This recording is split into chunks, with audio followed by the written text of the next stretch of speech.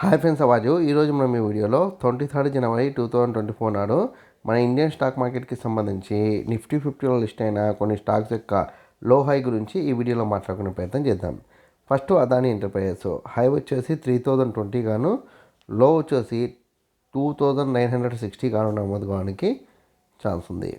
తర్వాత Adani ports high వచ్చేసి 1210 high గాను, లో వచ్చేసి 1180 లో గాను నమోదు కావడానికి ఛాన్స్ ఉంది. దాని తర్వాత యాక్సిస్ బ్యాంక్ హై వచ్చేసి 1140 హై గాను, లో వచ్చేసి 1100 గాను నమోదు కావడానికి ఛాన్స్ ఉంది. దాని తర్వాత బీపీసీఎల్ హై వచ్చేసి 490 హై గాను, లో వచ్చేసి 475 గాను నమోదు కావడానికి ఛాన్స్ ఉంది. దాని తర్వాత హెచ్డిఎఫ్సి బ్యాంక్ హై వచ్చేసి 1500 హై గాను, లో వచ్చేసి 1455 లో గాను నమోదు కావడానికి ఛాన్స్ ఉంది.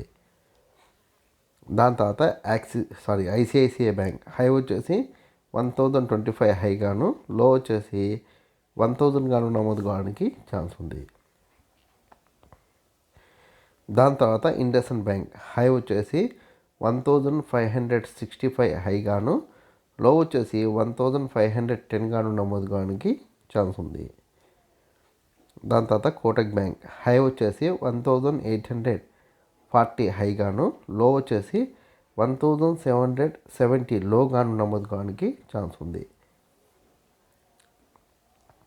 దాని తర్వాత రిలయన్స్ విషయాన్ని పరిశీలిస్తే హై వచ్చేసి 2745 హై గాను, లో వచ్చేసి 2675 లో గాను నమోదు కావడానికి ఛాన్స్ ఉంది.